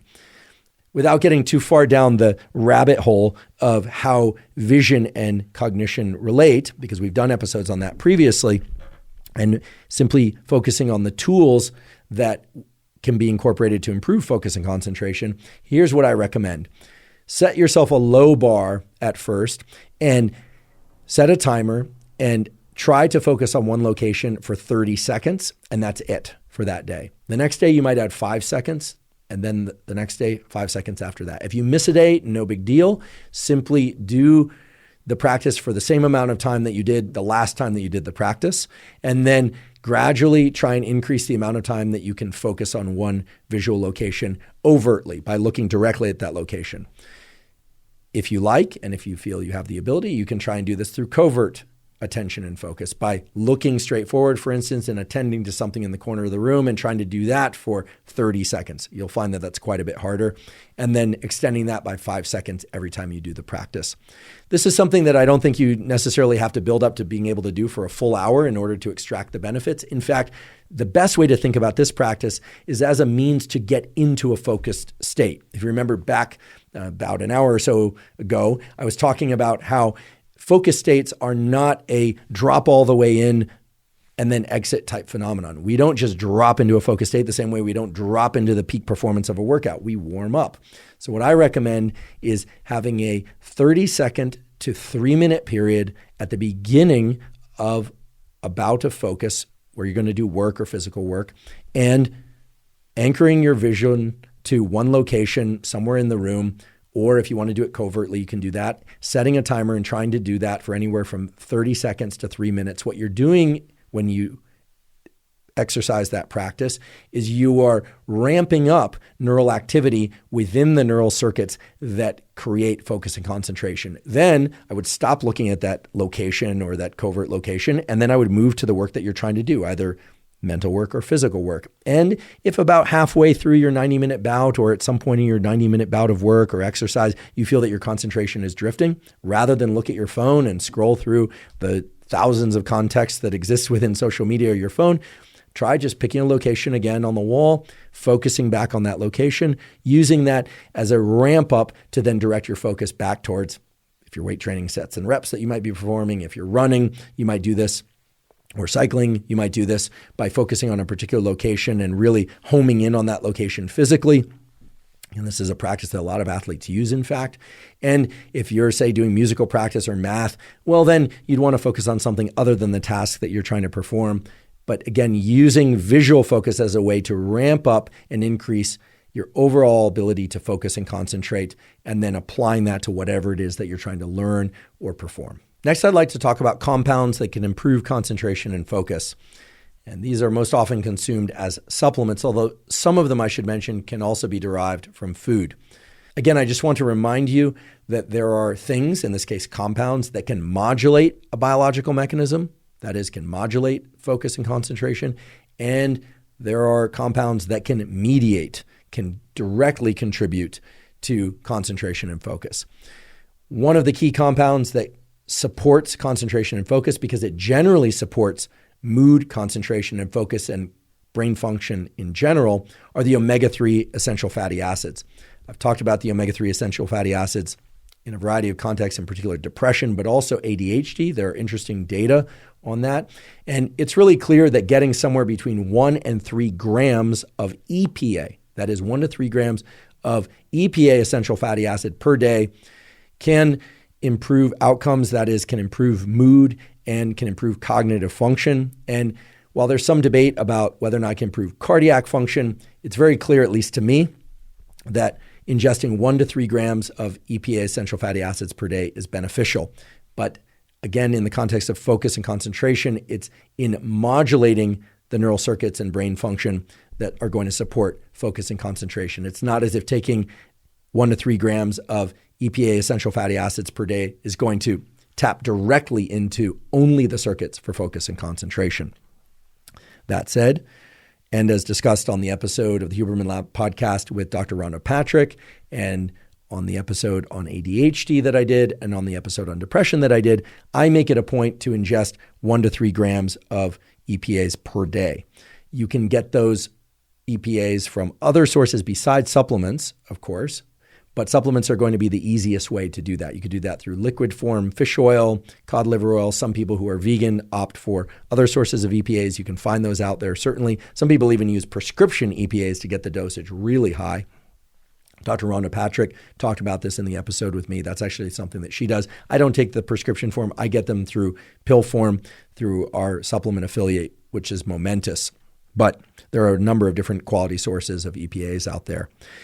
And some of those quality sources also include things like fatty fish, algae, and things of that sort. So I'll leave it to you as to whether or not you supplement with omega-3 fatty acids in order to get that 1 to 3 grams per day, or whether or not you do it through food. But I would encourage you to try and reach that threshold, because there are a number of known positive effects for mood and brain function generally. The other thing that can positively modulate brain function, and that actually works as a fuel for neurons to function and can improve cognitive performance, in particular within the brain circuits, such as the prefrontal cortex that are involved in concentration and focus, is creatine. I know many people are familiar with creatine monohydrate for its effects on muscle growth and strength and performance, but it's quite clear that the bulk of scientific studies have examined the role of creatine in the clinical context and as its role in improving cognitive performance. So my read of the literature has led to a practice in which I ingest 5 grams per day of creatine monohydrate, the sort of standard form that's available this is generally available as a powder. That's certainly how I take it. I take the creatine powder, I'll mix it with water or with my Athletic Greens or some sort of electrolyte drink, whatever liquid happens to be convenient to ingest that in. The time of day doesn't really seem to be important. Some people are strong believers in consuming creatine post-workout. While that might be beneficial, I simply take it in the morning or post-workout. It sort of depends on when I remember to take it. But that 5 grams of creatine per day, in my case, it really isn't geared towards muscle growth or strength or performance as much as it's geared toward tapping into the creatine phosphate system within the brain and specifically the benefits of creatine for prefrontal cortical networks. Again, modulating, not directly mediating, but modulating and generally supporting the brain networks that are going to allow me to generate focus and concentration. So much like sleep, much like omega-3 fatty acids, creatine monohydrate 5 grams a day seems to generally support brain function, which will generally support concentration and focus. Now, in terms of compounds that more specifically mediate concentration and focus, we have to go back to that arrow metaphor model that we talked about at the beginning of the episode that included epinephrine, adrenaline, acetylcholine, which acts as this attentional spotlight. In fact, acetylcholine and elevated levels of acetylcholine have been shown over and over again through beautiful work from Mike Merzenich lab at UCSF and the Kilgard lab down in Houston and a number of other labs, including Norm Weinberger's lab at UC Irvine, again, to improve or even directly gate neural plasticity by increasing focus directly. That's a lot of word soup, but basically what happens is if acetylcholine transmission is increased even transiently within the brain, there's a greater opportunity for neuroplasticity to take place. And the reason there's a greater opportunity for neuroplasticity, aka learning, to take place is by way of the increased focus that spiking acetylcholine can provide. As I mentioned earlier, there are a number of different foods which contain choline. You can look those up online. Choline acting as an amino acid precursor to acetylcholine. But of course, there are compounds, there are supplements that can further and more acutely increase acetylcholine. And indeed, I use these myself. The most effective one I've found is alpha GPC. Alpha GPC consumed at dosages of 300 milligrams to 600 milligrams prior to a work bout or prior to a workout greatly increase one's ability to focus and concentrate. At least that's been my experience. And there are some good data in humans. So how would I use alpha GPC? I would use alpha GPC by taking it about 10 to 20 minutes prior to any time I want to focus or concentrate very deeply. I've taken as much as 600 milligrams at one time, although I find that 300 milligrams is enough for me, and I tend to be quite sensitive to supplements and caffeine in general, so I'll sometimes take it alongside yerba mate or with yerba mate or with coffee prior to a workout or prior to a bout of work in which I'm focusing on mental work. So it could be reading, writing, could be math, could be data analysis, could be anything where I need a lot of focus and concentration. Now, a number of people have contacted me about a recent study suggesting that alpha GPC, when taken chronically over many years, could increase one's vulnerability to stroke. I've looked at those data, and my read of the data is that they're not very conclusive, although anytime you see something like that, a study that's pointing to the fact that a given compound might increase the propensity for stroke, you obviously want to be concerned. So we have to ask ourselves how, by what mechanism that is, could alpha GPC be increasing the susceptibility to stroke? And it seems to be related to increases in TMAO, which is a marker related to the cardiovascular system. And one known way to offset increases in TMAO that are associated either with alpha GPC or increases due to other things, so ingestion of particular food compounds actually can increase TMAO, is to offset that by taking 600 milligrams of garlic. Now, I've been taking alpha GPC pretty consistently for a number of years. I do not take it every day. I would say I take it about 4 days per week, again, prior to workouts or bouts of cognitive work. I have not seen my TMAO spike, and I've evaluated that by way of blood tests. But nonetheless, I take 600 milligrams of garlic in capsule form anytime I eat anyway, and I do that for general cardiovascular function, and there's some interesting data on immune system function, et cetera, for garlic. So I've been consuming 600 milligram capsules of garlic for some period of time. Some days I'll ingest just one 600 milligram capsule, other times I'll take two. But based on this recent study and the concerns about TMAO, I make it a point to always ingest a 600 milligram capsule of garlic anytime I take alpha GPC, which again for me is about 4 days per week. So in our model of attention and focus, you can now clearly see why taking alpha GPC, which increases acetylcholine transmission, would be beneficial for concentration and focus, and why taking it with a double espresso or why taking it with yerba mate would further increase concentration and focus because, as I mentioned earlier, caffeine is going to increase epinephrine. It's also going to increase the density of dopamine receptors, and the alpha GPC is going to increase acetylcholine, this spotlighting for cognition, this ability to really amplify the activity of specific neural networks, which is largely what's happening when you're trying to focus and pay attention to something specifically. So if one wants to increase the amount of dopamine transmission in the brain and body for sake of increasing concentration and focus, one of the most efficient ways to do that is by ingestion of the amino acid L-tyrosine. Again, L-tyrosine can be derived from food sources. I invite you to look up those various food sources on the web. Simply go to a web browser and put in foods that contain a lot of L-tyrosine, and you'll get a rich array of choices to select from. But in my case, I use L-tyrosine in capsule form. I will take 500 milligrams of L-tyrosine, 300 milligrams of alpha GPC, and a cup of coffee. I'm careful to do this early in the day, certainly not after 2 or 3 p.m. because I don't want to diminish my ability to fall and stay asleep that night. I'll do this early in the day before a workout or before a bout of concentrated mental work. Again, I tend to do this about 4 days per week, so certainly not every time I sit down to do work. And I should also mention that I still tend to do the behavioral tools. I'll tend to use 5 minutes of binaural beats or binaural beats throughout the work session, sometimes do an ice bath or a cold shower before. I don't want to give the impression that I combine every tool that I've talked about today for a given work bout. I mean, that would be pretty wild too. Take a cold shower, pop an L-tyrosine, take an alpha GPC, drink 2 espresso, listen to binaural beats. That to me seems like a very inefficient way to go about life. In fact, I make it a point to try and use tools to increase my ability to concentrate and focus, but not to combine more than 2 or 3 of them at any one time. And when I say 2 or 3, what I mean is I will use supplements like alpha GPC, L-tyrosine, and caffeine together before certain work bouts. I might use the visual practice of focusing on a given location for a minute before I begin that work bout. I might combine those. Then another time, I might take a cold shower prior to doing some work. Other days, I confess, I've slept very well, or my enthusiasm about what I'm about to work on is such that I don't require any of these tools. Again, there's no requirement. There's no pressure to use any of these tools, behavioral, supplement-based, or otherwise. It's simply a matter of using the tools that are going to allow you to achieve the states you want to achieve and to improve your ability to go into those states without any help at all.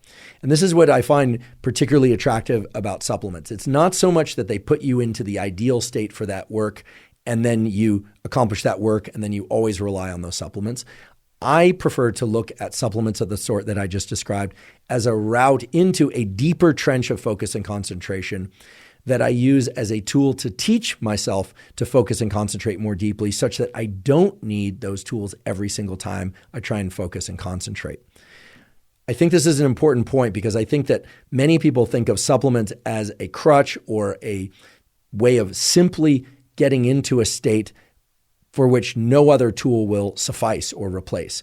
But in that context, I want to remind you of the larger context of pharmacology, which is the vast landscape of prescription pharmacology for ADHD, for attention deficit hyperactivity disorder. Now, I covered that landscape in intense detail on the episode on ADHD and focus.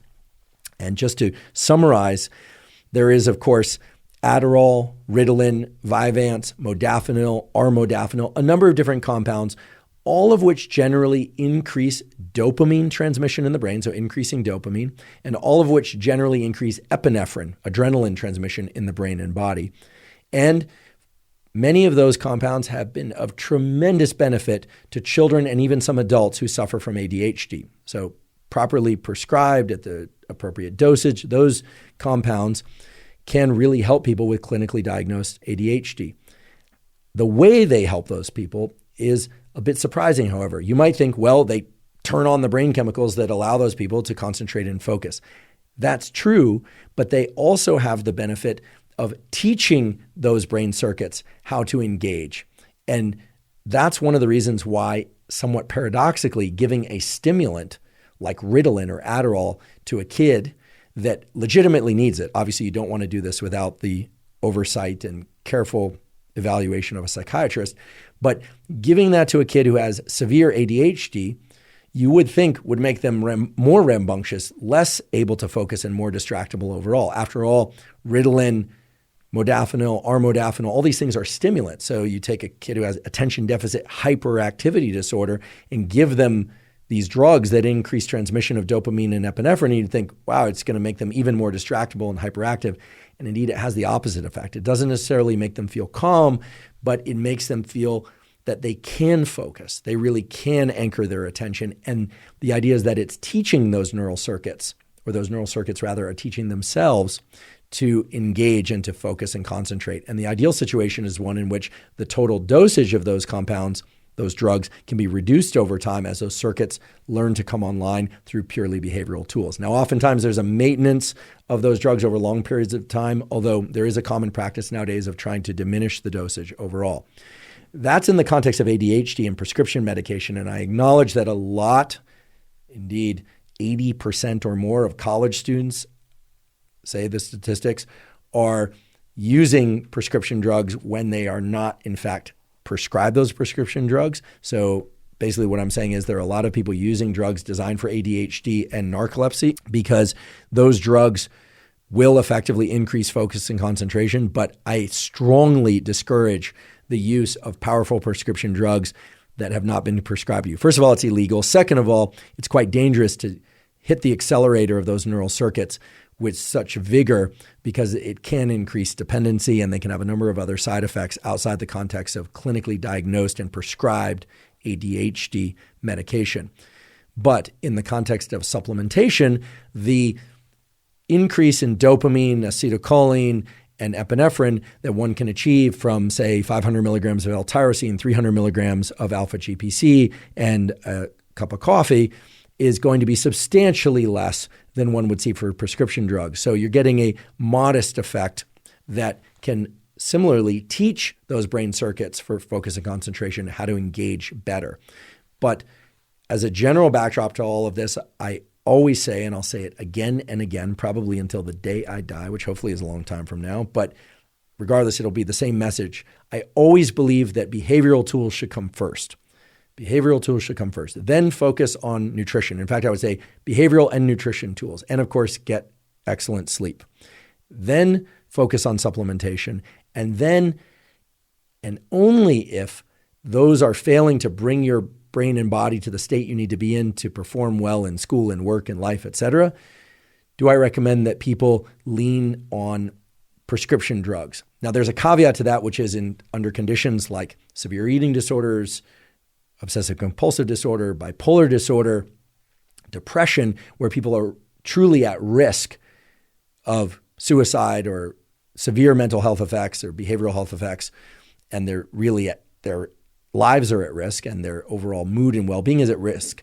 It's often the case that people cannot access the brain states required to shift themselves purely with behavioral tools, nutrition, et cetera. So again, for the typical person who's not suffering from one of the psychiatric disorders that I mentioned before or other psychiatric disorders, schizophrenia, et cetera, I strongly encourage you to look to behavioral tools first, nutrition, then supplementation, then and only if there's a remaining need to prescription drugs.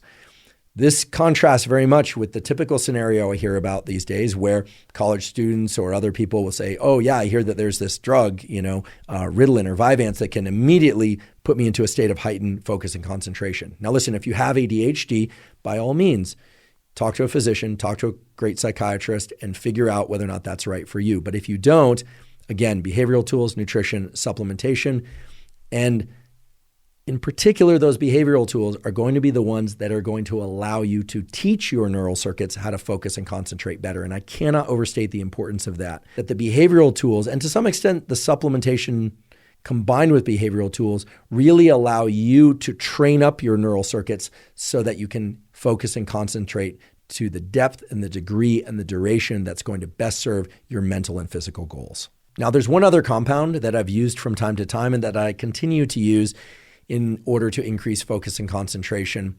And I will use this in combination with the other supplements that I talked about before, and that's phenylethylamine. Phenylethylamine is in the dopamine synthesis pathway, so it increases dopamine transmission and tends to function a little bit differently than L-tyrosine. So every once in a while, I'll swap out L-tyrosine and put in 500 milligrams of phenylethylamine, or sometimes if I really want to push a little bit harder on the dopamine system, and I'm going to be doing a long bout of intense work, I will take the 300 milligrams of alpha GPC, the 500 milligrams of L-tyrosine. I'll generally take that with some caffeine. And I should mention, I don't go past about 100 or 200 milligrams of caffeine because I don't really like feeling too jittery. That's not really my goal. It's the goal to be alert, but not so alert that I really can't focus on anything. I'm not interested in having an anxiety attack after all. But I'll sometimes either swap in or I will add that 500 milligrams of phenylethylamine. Phenylethylamine is in the PEA pathway. I've talked about this in a previous podcast on dopamine, motivation, and drive. And it's a very short-lived compound, so what I'll tend to do is take it once at the beginning of the work bout, and sometimes in the middle of the work bout, I'll take another 500 milligram capsule. But what I just described of combining all of those compounds, alpha GPC, L-tyrosine, phenylethylamine, and caffeine, that's a fairly rare occurrence that I'll combine all four, and really only under conditions in which I have to do an intensely challenging bout of mental or physical work. I would say the frequency at which I combine all four of those things is probably about once every 2 weeks, and typically more like once a month. Again, being careful to do that in the early part of the day, certainly before the noon hour, so that I am in no way going to disrupt my sleep. I realize that many of you are probably wondering about or hoping that I'll discuss things like lion's mane or the racetams or some of the other compounds that are known to powerfully modulate the dopamine, epinephrine, and acetylcholine systems. To be quite direct, there are far too many of these compounds to review in a single episode, and they all generally tap into the same set of processes. Again, epinephrine, that shaft of the arrowhead that we're thinking of as focus, acetylcholine, which is the arrowhead itself, and then dopamine, which is the sort of propeller behind the arrow that allows it to continually drive forward through a bout of mental or physical work. There is a wonderful site, I've mentioned it several times before on this podcast, that is examine.com. That wonderful site, that is examine.com, has recently been updated. They've changed their format. It was terrific before. It provided links to relevant studies. It talked about specific compounds. It talked about the magnitude of effect. It talked about the human effect matrix. It really focused on human studies with links to those studies and on and on. The new revamped version of examine.com is even better. It's really next level. I really applaud them for doing such a terrific job in organizing the information. There are a lot of interesting pages that you can read there about different compounds. So you could put in any compound, ginkgo biloba, phosphatidylserine, alpha GPC, and you're going to get a rich array of information about those compounds. And if you were to put in a specific goal state, that is focus or concentration or sleep or hormones like testosterone, et cetera, you're going to get a rich array of compounds, supplements, as well as links to the studies on those compounds and some details about those particular studies. It's an absolutely phenomenal site. It's one that I rely on and that I know thousands, if not millions of other people rely on. And I encourage you to check it out. Again, the URL is examine.com. So today we've talked about a number of different tools and to some extent some mechanisms involved in concentration and focus. And really the goal has been to provide you an understanding of the neurochemical systems and a little bit about the neural circuits that can allow you to achieve states of attention and focus. In contrast to previous episodes of the Huberman Lab podcast, where I've covered these topics in tremendous depth as it relates to mechanism and also focused on tools, today I largely focused on tools. So we talked about behavioral tools like a meditation that's 13 minutes long, done daily, specifically to improve your ability to focus. And in fact, there are data to support that it will. We talked about hypnosis. We talked about visual focus, overt and covert. We talked about various supplements such as alpha GPC, phenylethylamine, L-tyrosine, supplements that I use to directly modulate the neural circuits for concentration and focus. We also talked about creatine, the omega-3s, talked about the importance of sleep, which modulates our ability to function mentally and physically overall. So optimize that sleep. And we talked about a number of other protocols that you can incorporate. My hope in giving you all this information in one single location is that you will be able to pick and choose which of these protocols you would like to incorporate into your attempts to improve your focus and concentration. Again, I don't recommend doing all of these protocols all at once. What I recommend is picking a handful of them, maybe one or two, maybe three or four, and trying them in different combinations at different times of day and for different purposes, for mental work, for physical work, etc. Find what is best for you. Once again, the goal is to teach your brain, that is, to increase neuroplasticity in the neural circuits that allow you not just to focus, but to refocus your attention. And I'd be remiss if I didn't mention that it's also critical to be able to defocus. I highly encourage people to take a period of time each day to daydream, to walk down the hall without looking at your phone, to not have to incorporate more sensory information, to not place increasing demands on yourself to focus, and see and realize how having a period of deliberate decompression and defocusing can allow your brain to focus so much better when you do decide to return to a bout of focused, concentrated work or physical work. So I want to thank you for joining me for this discussion about tools for focus and concentration. If you're learning from and are enjoying this podcast, please subscribe to our YouTube channel. That's a terrific zero-cost way to support us. In addition, please subscribe to the podcast on Spotify and Apple. That's also a zero-cost way to support us. And on both Spotify and Apple, you can leave us up to a 5-star review.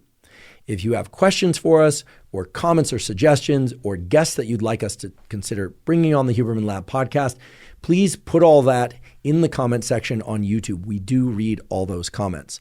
Please also check out the sponsors mentioned at the beginning of today's episode. That's the best way to support this podcast. During today's episode and on many previous episodes of the Huberman Lab podcast, we discuss supplements. While supplements aren't necessary for everybody, many people derive tremendous benefit from them for things like sleep and enhancing focus and hormone augmentation and so forth. As mentioned at the beginning of today's episode, the Huberman Lab podcast is now partnered with Momentous Supplements because they are of the very highest quality. They ship internationally, and they have single ingredient formulations in dosages that will allow you to construct the best, most biologically and cost-effective supplementation protocol for your needs. If you're interested in the supplements covered on the Huberman Lab podcast, you can go to Live Momentous, spelled O-U-S, so livemomentous.com/Huberman. If you're not already following us on social media, we are Huberman Lab on Twitter, and we are also Huberman Lab on Instagram. Both places, I talk about science and science-related tools, some of which overlap with the contents and topics of the Huberman Lab podcast, much of which is unique from the contents, and it's certainly the format covered on the Huberman Lab podcast. Again, that's Huberman Lab on Instagram and Huberman Lab on Twitter. The Huberman Lab podcast has a newsletter in which we provide summaries and essential protocols from the Huberman Lab podcast episodes. You can access it totally free of charge by going to hubermanlab.com, go to the menu and click on newsletter, provide your email. We do not share your email with anybody, and you'll receive our monthly newsletter. There are also examples of previous newsletters there that you can download as PDFs right away without even having to sign up. So thank you once again for joining me for today's discussion all about the mechanisms and especially the tools for enhancing concentration and focus. And last but certainly not least, thank you for your interest in science.